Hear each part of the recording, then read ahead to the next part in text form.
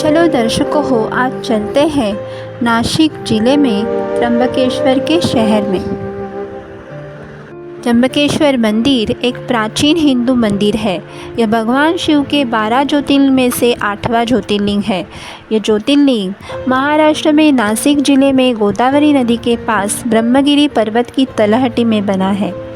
यह ज्योतिर्लिंग 3 लिंगों से विराजित है, जिन्हें ब्रह्मा, विष्णु और महेश का रूप माना जाता है, इसलिए इसे त्र्यंबक नाम से भी जाना जाता है।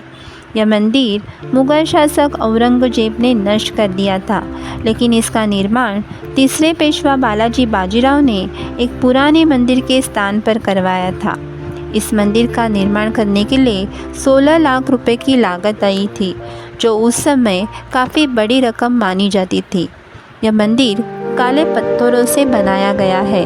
इस मंदिर की वास्तुकला बहुत ही अलग और अनोखी है और इसकी वास्तुकला सिंधु आर्य शैली में बनाई गई है, जो कि देखने में काफ़ी सुंदर लगती है।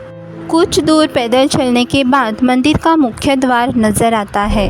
मंदिर के अंदर गर्भगृह में प्रवेश करने के बाद शिवलिंग की केवल आरतियाँ दिखती है। जब हम ज्योतिर्लिंग को गौर से देखते हैं तब उसमें 3 लिंग विराजित दिखते हैं। इन तीनों लिंगों को ब्रह्मा, विष्णु और महेश के नाम से जाना जाता है। यहाँ पर जब पूजा होती है उसके बाद इस अर्धा पर चांदी का पंचमुखी मुकुट चढ़ा दिया जाता है।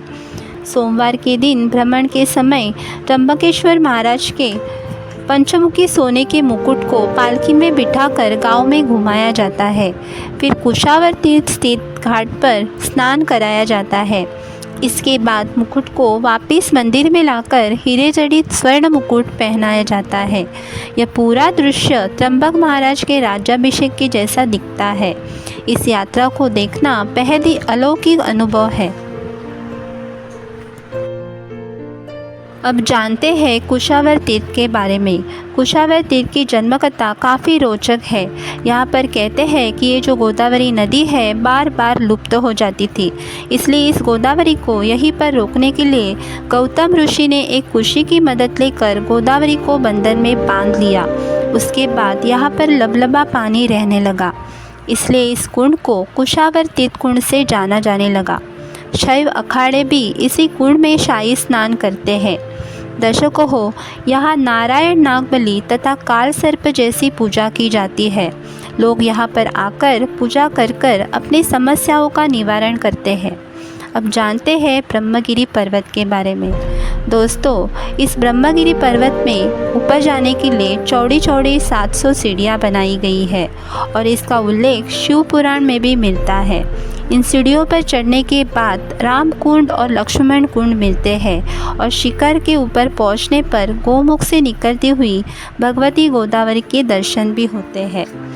अब जानते हैं त्र्यंबकेश्वर मंदिर के बारे में। त्र्यंबकेश्वर मंदिर सुबह 5:30 पर खुलता है और रात 9 बजे मंदिर के कपाट बंद हो जाते हैं और यहाँ पर भक्त ज्योतिर्लिंग के दर्शन 5 मीटर की दूरी से कर सकते हैं।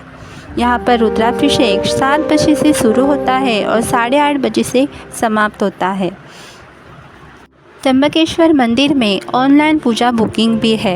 यहाँ पर पूजा करने वालों को पुरुषों को आंतरिक गर्भगृह में प्रवेश करने की अनुमति है।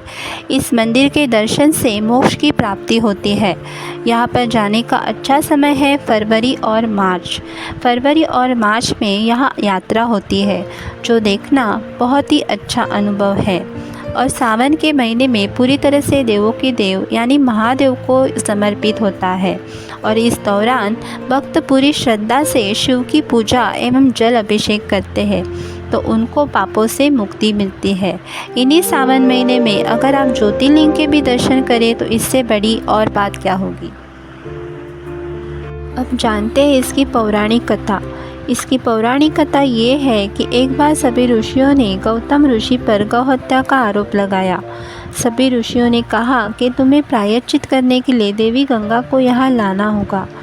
तब गौतम ऋषि ने शिवलिंग की स्थापना की और वहाँ पर तपस्या की। ऋषि के भक्ति से प्रसन्न होकर शिवजी और माता पार्वती प्रकट हुए। तब ऋषि गौतम ने शिवजी से देवी गंगा को उस स्थान पर भेजने का वरदान मांगा। देवी गंगा ने कहा कि यदि शिवजी इस स्थान पर रहेंगे तो ही वो यहाँ रहेगी। गंगा के ऐसे कहने पर शिवजी वहाँ त्र्यंबकेश्वर के ज्योतिर्लिंग के रूप में वास करने को तैयार हुए और गंगा वहाँ गौतमी के रूप में बहने लगी। त्र्यंबकेश्वर का ये वीडियो आपको कैसा लगा कमेंट बॉक्स में ज़रूर बताना। साथ में एक लाइक और सब्सक्राइब ज़रूर करना। तब तक के लिए टेक केयर एंड धन्यवाद।